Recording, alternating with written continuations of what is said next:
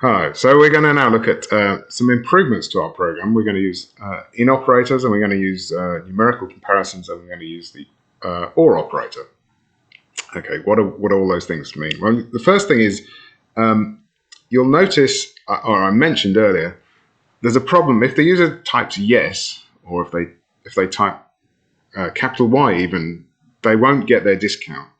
And we can deal with that. We can't code for every single possibility. So if they say yeah or yep, we can't cope with that. But if they type in yes or Y in capital letters, we can deal with that in a quite easy way. So this has an enhancement that checks whether their answer looks like something we're expecting. Okay, and the way this works is, let's break it down.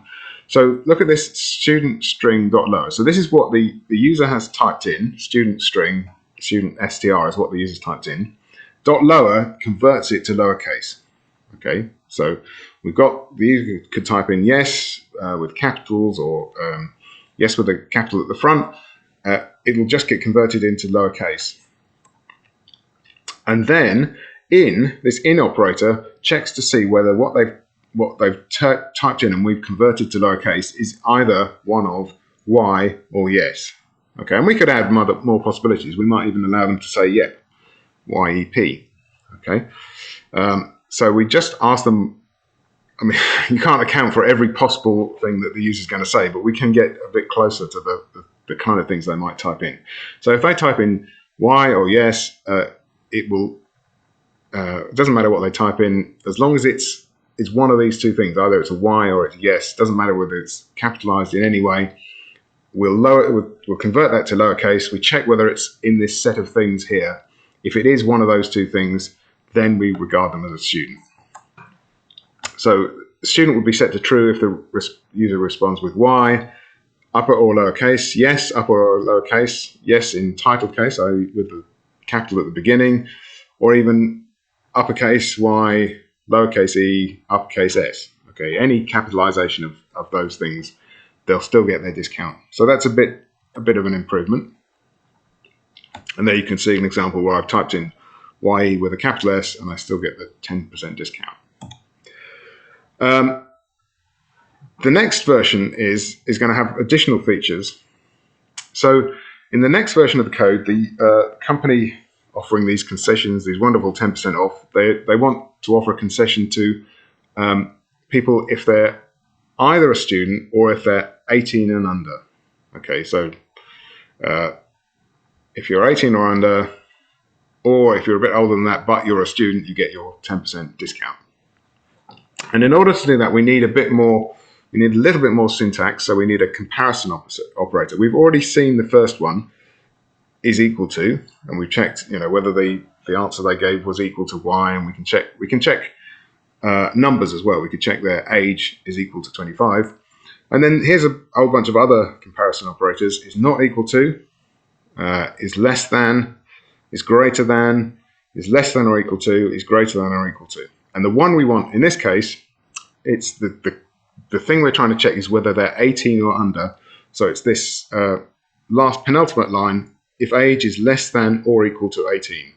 So if age is less than or equal to 18, then they get their concession. Okay, and there's a whole page on W3 Schools about those different comparison operators. So now, the new version of the code is, if they're a student, they get their 10% discount. If they're not a student, but if this condition, if the age is less than or equal to 18, is true, then they also get the 10% discount, and anything else, any other possibility, they pay the regular price. Okay, so you can see there, if I put in that I'm a student, but I'm 25, I still get the 10% discount because I'm a student. If I put in I'm not a student, but I'm 17, I get the 10% discount. But if I'm not a student and I'm 19, neither condition is true. I'm not a student, I'm not less than or equal to 18, then I pay the regular price. Okay, so that bit of code, let's just look at the actual code for that. So here's the code, and you can see that the the 10% discount comes if you're a student or if your age is less than or equal to 18. And if I run that,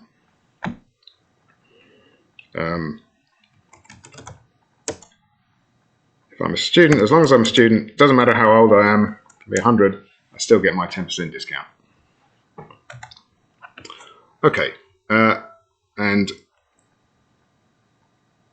the next version is going to use an OR operator. So we've seen in, and we've seen these comparison operators. Just because this is what happens often when you write code, you set up your code and then the company you're writing it for says, oh, actually, we thought this other thing we want to do. In this case, in this example, the company also wants to offer concessions to anyone over the age of 65. Okay, we could do that with another elif statement, but another way of doing that is to use the OR operator. Okay, so the new version of the code, we know what the person's age is because we've asked them. The new version of the code, we've asked them whether they're a student. If they're a student, then they get their 10% discount. And if they're not a student, then we looked at the age, and if the age is less than 18 or it's greater than 65, then they also get a 10% discount. Anything else, any other things, any other conditions, then they have to pay the regular price. Okay.